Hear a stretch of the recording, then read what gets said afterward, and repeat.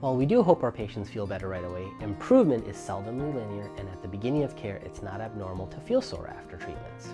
If you do notice more soreness, follow these icing recommendations. Apply ice for 15 minutes, wait 1 hour, and repeat as needed up to 6 times a day. Be sure to follow through with your treatment schedule regardless of how you responded to care. Let your provider know how you responded to care so they can fine-tune their treatments to improve your pain and your function. If you still have questions, please feel free to call us. Also, to continue to educate yourself on spinal health and pain management with more of our education videos, please see the links in the description below.